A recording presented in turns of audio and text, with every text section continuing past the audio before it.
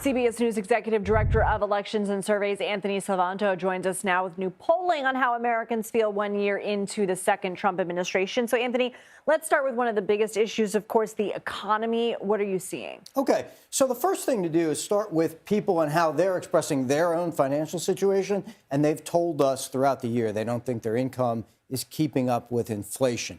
Prices, inflation, that's been a top issue throughout the year. He was asked about that in the White House briefing room today. Indeed. So, look, how does this affect the president? Well, here's his overall approval, and it's been about this now for some weeks. But what you do is first look at it by party, where you see, and this has been a story all year, really strong support from Republicans, less so, and over the course of the year, some declines among independents and negative among Democrats. Now, come back to the economy for a second. I'm going to show you these specific issues. He's gotten, throughout the course of the term, lower ratings on handling inflation and the economy than he has on immigration. And these two have really tracked along with his overall approval. So if I show you his overall approval right here, the story was that at the start of the term, there was a lot of optimism voters told us about. It started to decline as people continued to say that prices were a factor. And then it got down to the low, then the low 40s.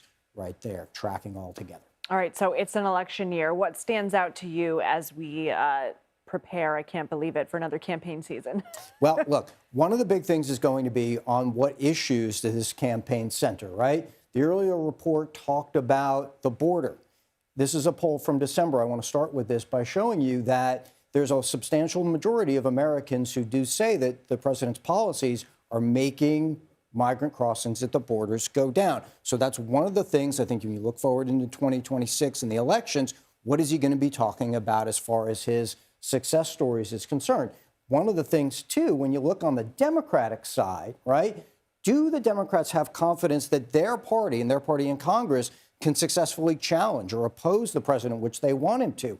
Increasingly, a lot of Democrats say no. That's important because you've got to get that base excited, right? You've got to get that base motivated going into an election year. And then take a look at this, just who has a better approach. Come back to immigration policy, come back to economic policy. For all the things I just outlined for you and those troubles and people concerned about prices and inflation, you still see, while many are not sure or say neither, you still see Donald Trump and the Republicans rating comparably better than Democrats on who has a better approach. And what I think that tells you is the Democrats in the midterms, people are looking to say, well, what is the alternative to this?